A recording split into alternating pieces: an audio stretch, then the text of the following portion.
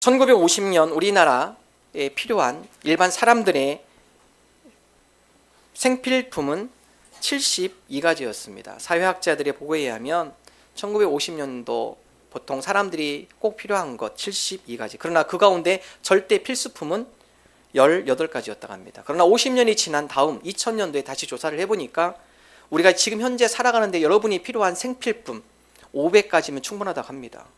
아마 여러분 집 그거보다 더 많이 갖고 계실 겁니다. 그러나 그 중에서 절대적으로 필요한 필수품 그럼 50가지면 우리가 살아갈 수 있다고 통계를 내고 있습니다. 지금 사회는 많은 것들을 누리고 있습니다. 그리고 많은 것들을 소유하고 있습니다. 많은 혜택을 누리고 있습니다. 그렇지만 행복 지수는 올라가지 않고 있다는 것입니다. 지난 한 주간 추수감사절 말씀을 준비하면서 우리 권사님들 또 연로하신 우리 어르신들과 함께 대화할 수 있는 시간을 가졌습니다. 그 당시에 생활의 환경 여건들 들어보니까요, 전기가 들어오지 않은 곳, 그곳에서 호롱불을 켜시고 또한 촛불을 켜시며 공부하셨던 권사님의 얘기를 들을 수 있었습니다. 집에 처음으로 전기가 들어오는 날, 아마 우리들은 그런 경험이 없을 것 같습니다. 권사님들이 이야기에 의하면 마을에 처음에 전기가 들어올 때 백열 전구에서 환한 불빛이 번쩍하며 띄었을 때 그때 환호성, 그때는 놀라운 일들이죠. 밤에도 대낮처럼 책을 읽을 수 있고 촛불 호롱불 컴컴한 가운데 잘 안 보이는 그런 환경과 여건 가운데 전기가 들어옴으로 대낮까지 지낼 수 있는 여건과 환경. 점점 시간이 지나면서 전화가 들어왔다고 합니다. 여러분 전화 이렇게 돌리는 전화 써보셨습니까? 옆에 손잡이 잡고 막 돌려서 우리 정문장 원사님 그 집이 마을의 대표의 집이었기 때문에 마을에 딱 한 대. 그래서 급한 일이 있으면 그 집으로 다 전화를 합니다. 그러면 그 집에서 그 마을에 누구를 불러달라고 하면은 그 소식을 받고 일찌감치 가서 그 사람을 대기시켜 놓고 전화를 통해서 소식을 전하는 시대. 다이얼을 돌리는 그런 전화는 아마 사용하셨을 것 같습니다.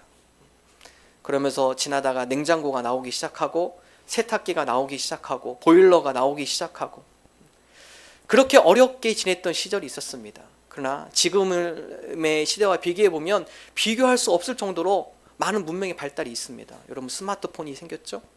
인공지능 세탁기, 냉장고들이 다 갖고 계시죠? 겨울, 여름에 난방과 냉방을 편하게 할 수 있는 여러 시스템, 장비들이 우리에게 갖춰져 있습니다. 그럼에도 불구하고 권사님, 예전에 비해서 지금의 행복지수를 비교하면 어떻습니까? 여러분 큰 차이 없어요. 오히려 지금 더 많이 누리고 있는 이때보다도 예전이 더 행복했던 것 같습니다. 54개국 나라의 국민들을 선출을 해서 행복지수를 조사를 해봤습니다. 사회학자 조사를 해보니까 54개국 가운데 여러 나라를 뽑아서 행복지수를 조사해봤더니 가장 행복한 나라가 어느 나라인가 예상을 깨고 최빈국인 경우가 많이 있다는 것입니다. 1위가 방글라데시가 나왔고요. 2위가 아제르바이잔. 이 나라가 어디인지 잘 모르겠지만 지도를 찾아보니까 이란 바로 위에 있는 나라입니다. 3위가 나이지리아입니다. 경제 대국, 최고의 문화시설, 교육 환경, 자연 환경을 갖춘 미국, 스위스, 독일, 캐나다, 일본. 그럼 전부 다 40이 바뀝니다. 많은 것들을 누렸지만 좋은 환경을 가졌지만 그러나 그럼에도 불구하고 행복하지 못한 그들의 모습. 여러분 행복 그것은 소유에 있는 것이 아니라 우리가 소유를 많이 가졌다고 해서 우리의 행복 지수도 비례적으로 올라가는 것이 아니라는 사실을 우리에게 알려주고 있습니다. 행복 그것은 우리로 하여금 감사의 마음이 있을 때 행복 지수가 올라갈 수 있다는 것을 사회학자들이 이야기를 하고 있습니다. 오늘 저와 여러분이 추수감사절을 맞이하여서 우리가 행복하기를 원합니다. 우리가 감사를 통하여 행복의 문을 여는 저와 여러분 되기를 주님의 이름으로 축원합니다. 중국 속담에 물을 마실 때마다 샘을 기억하라 라는 이야기가 있습니다. 여러분 물 한 컵이에요. 그냥 우리의 갈증을 해소할 수 있는 물 한 컵입니다. 그렇지만 이 물을 먹을 때마다 이 물의 출처를 생각해 보면 이 물 한 잔에 대해서도 우리가 감사할 수 있다는 것입니다. 아침에 식사하실 때 밥 한 톨, 우리의 한 끼를 채울 수 있는 쌀일 수 있습니다. 그러나 그 쌀의 기원을 한번 생각해 보십시오. 그 쌀이 나오기까지 수많은 농부들의 땀과 헌신과 수고와 노동, 그리고 그 쌀이 열리도록 그동안의 여러 해 자연 조건, 적절한 비와 날씨와 바람과 온도와 이 모든 조건들이 갖춰져서 우리에게 양식으로 다가온 쌀 한 톨, 여러분 그 쌀 한 톨의 기온을 생각해 보면 우리가 감사할 일들이 풍성하다라는 것입니다.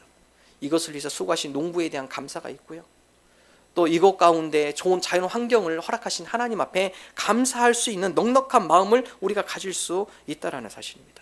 우리가 추석 감사절을 맞이하면서 제단을 장식을 했습니다. 우리 목장별로 다 과일을 준비하셨죠? 이번에 특별히 추석 감사절의 의미는 우리 온 교우가 참여했다라는 것입니다.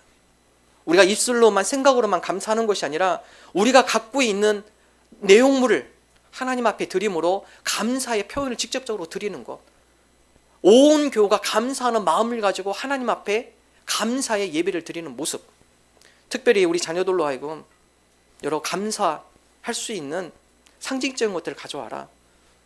제가 광고할 때 상을 너무 강조해서 얘기를 한 것 같습니다만, 상을 못 받은 아이들이 아마 조금 서운했던 것 같습니다.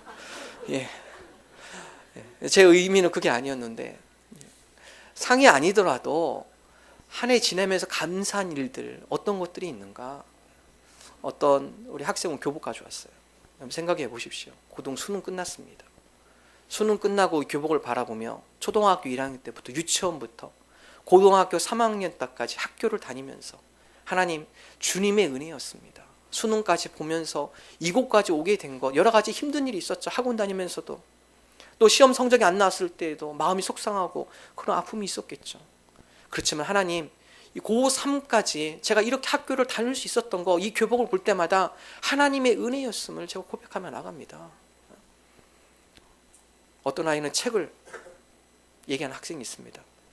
1년 동안 학교를 다니면서 한 학기, 두 학기 다니면서 이 책을 볼 때마다 학교 생활 재밌게 하게 해주셨고, 공부할 수 있는 여건 허락해 주셨고, 또 여러 가지 공부함에 있어서 좋은 친구들, 선생님 만날 수 있도록 인도해 주신 하나님, 이 책을 볼 때마다 1년 동안 좋은 학급, 좋은 선생님, 좋은 친구들 만나게 하신 하나님 감사를 드립니다. 저는 개인적으로 설교 원고를 올렸습니다. 하나님, 제가 무엇을 감사드릴까요? 생각해 보니까요, 저에게 너무나 감사했던 것은 지난 한 해 동안 하나님께서 말씀의 은혜를 주셨습니다. 힘들 때마다 말씀을 읽음으로 그 말씀이 위로가 되었고, 그 말씀이 힘이 되었고, 그 말씀이 나에게 능력이 되어졌고, 그 은혜 받은 말씀, 능력 받은 말씀을 교우들과 함께 나눌 때 교우들에게도 주님께서 은혜 주시고 소망 주시고 위로해 주시고 능력 주신 하나님의 말씀 생각할 때마다 1년을 되돌아보면 너무나 감사한 사건입니다.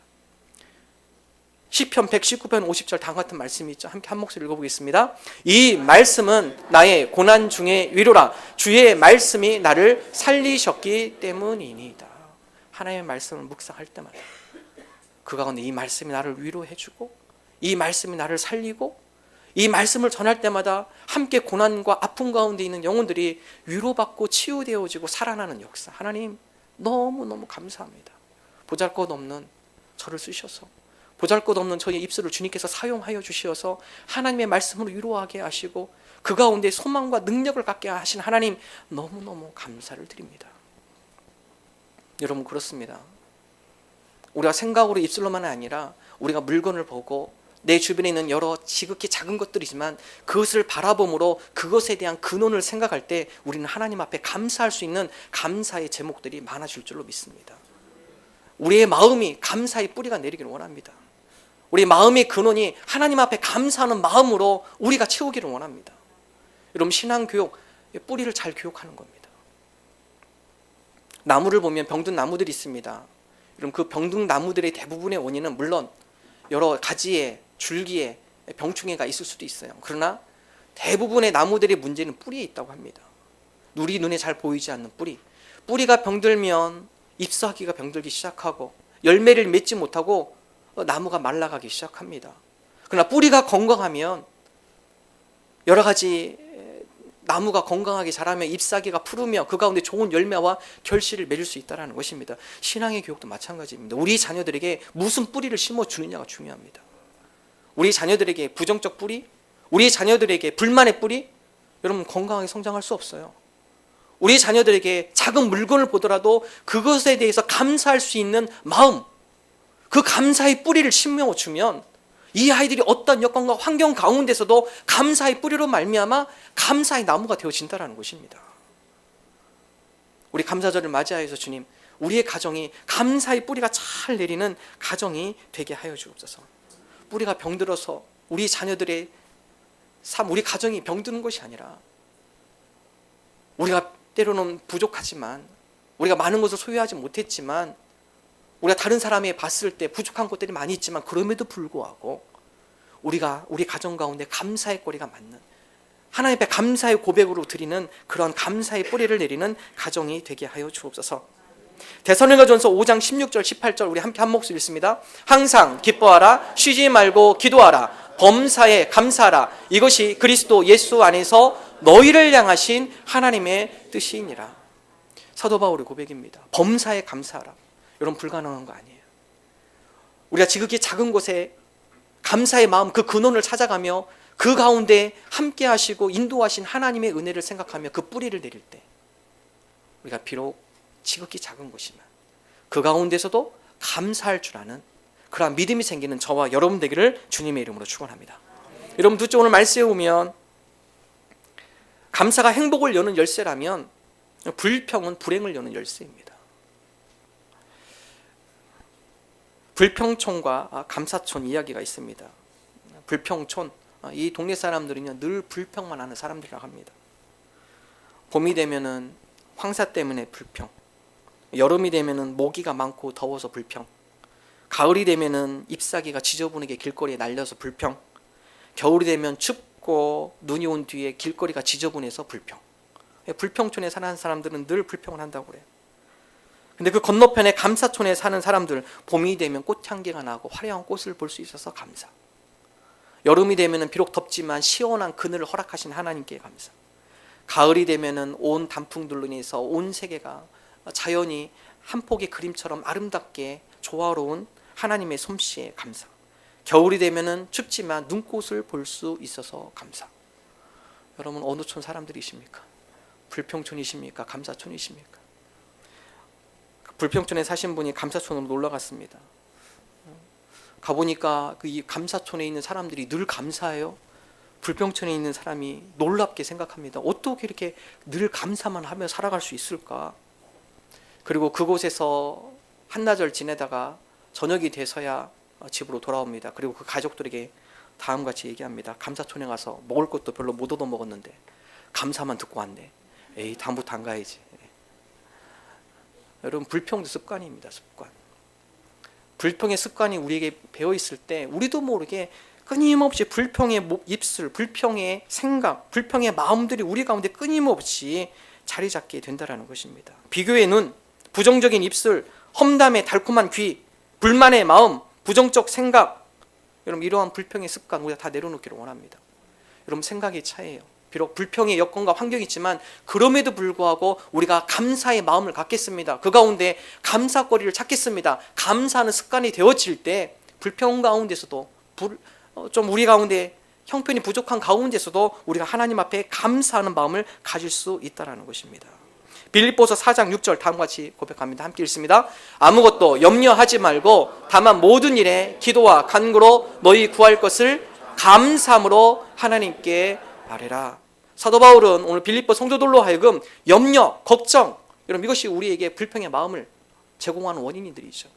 염려하다 보니까 마음에 걱정이 있고, 걱정이다 보니까 불안하고, 불안하다 보니까 긍정적인 것보다는 부정적 생각과 잘 될 거에 대한 미래에 대한 소망보다는 미래에 대한 어두움이 있고, 그러면 그 사람 입에서 나오는 것은 불평밖에 없습니다. 불만밖에 없습니다.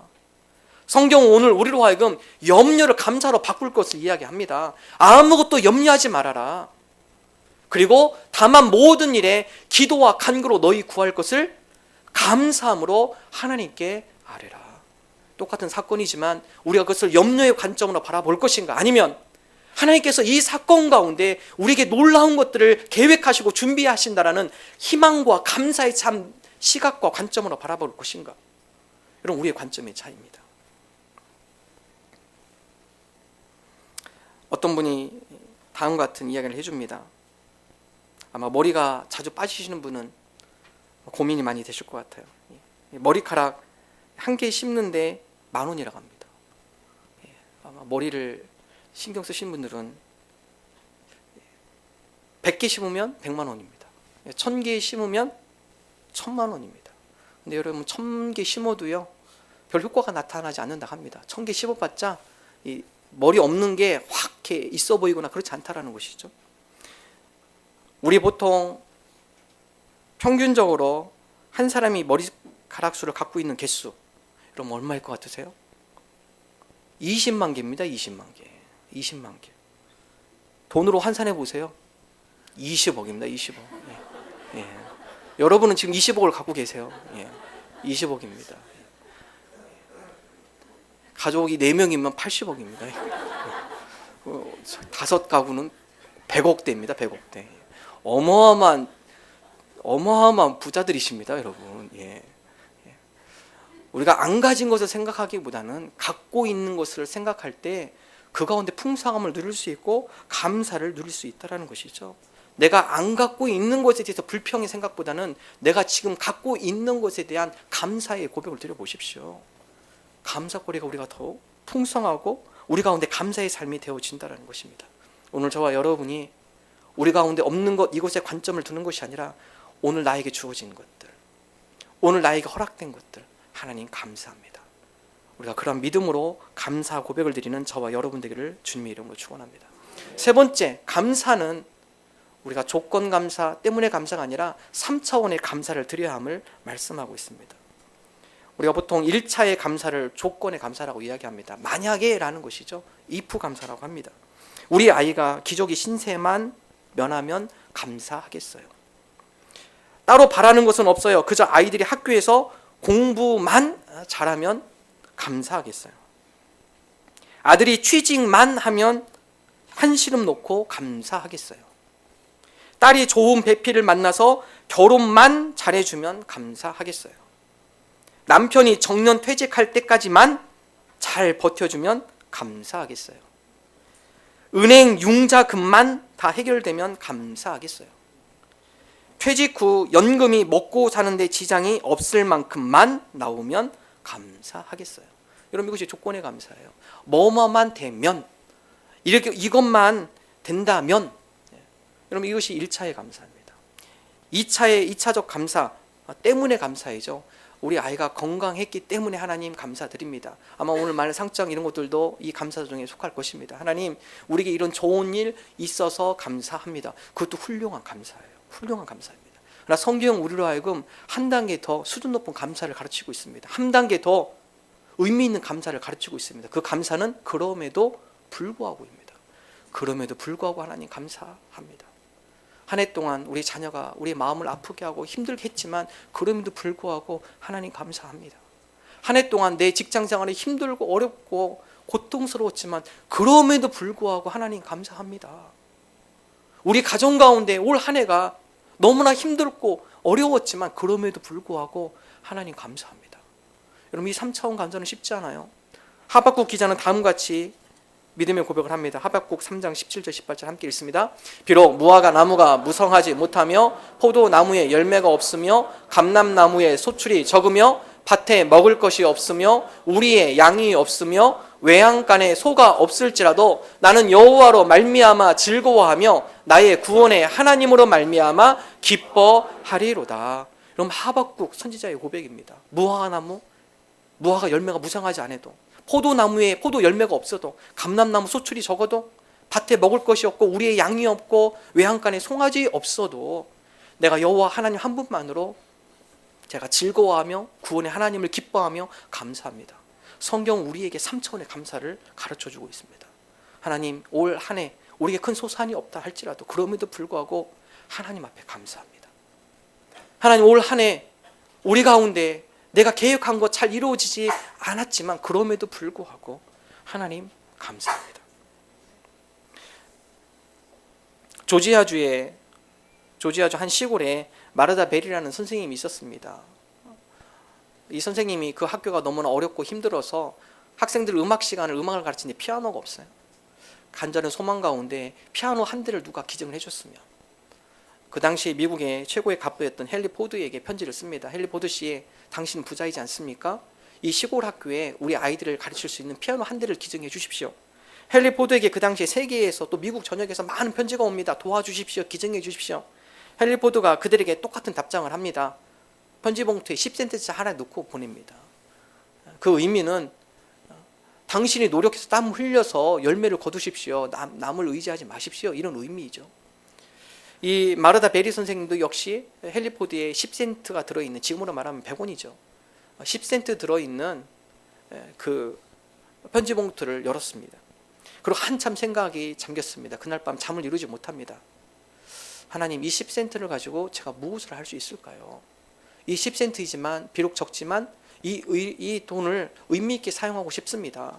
그런 가운데 잠이 들고 그 다음날 이 베리 선생님이 화원에 가서 땅콩 종자를 사옵니다. 땅콩 종자를 사와서 아이들과 함께 더불어서 학교 한편에다가 땅콩을 심습니다. 정성껏 아이들과 땅콩을 기릅니다. 그리고 땅콩이 수확할 시절에 땅콩을 수확해서 아이들과 함께 나누고 일부 조그만 상자에 담아서 헨리 포드 씨에게 편지를 보냅니다. 헨리 포드 씨에 감사합니다. 1년 전 당신께서 우리에게 준 10센트, 이것을 우리가 땅콩 종자로 바꾸어서 땅콩을 수확하여 우리 아이들과 맛있게 먹었습니다. 그 고마움을 표현하기 위해서 당신에게도 조금이나마 보냅니다. 헨리 포드 씨가 그걸 보고 감동을 받습니다. 그 당시에 베리 선생님이 1000불을 기증해 주시면 좋겠습니다. 그 이야기에 헨리 포드가 10,000불을 기증합니다. 그러면서 이 베리 선생님의 고백, 나는 지극히 작은 거였지만 불평하지 않고 오히려 그것을 감사함으로 받아들였을 때 1년이 지난 뒤에는 10배가 넘는 더 큰 감사로 풍성함을 누릴 수 있었습니다. 여러분, 그렇습니다. 우리에게 여러 가지 실망하고 낭망하고 좌절된 그런 삶의 모습이 있을 수 있어요. 그렇지만 그럼에도 불구하고 작은 일부터 하나님, 우리가 감사하기를 원합니다. 우리가 그러한 감사를 하나님 앞에 드릴 때 하나님께서 우리에게 더욱더 아름다운 것으로 우리에게 허락해 줄 줄로 믿습니다. 여러분, 특별히 오늘 여러분 재단 장식 중에 목발을 내신 분이 있어요. 지난 여름 등산하시다가 다리를 다치셨습니다. 휴가 때, 그리고 온 가족이 모였을 때 좋은 숙소에서 하룻밤 주무시고 다리를 다치셨습니다. 여러분, 다리를 다쳤을 때 하루 이틀은 속상한 마음이 들으셨다고 그래요.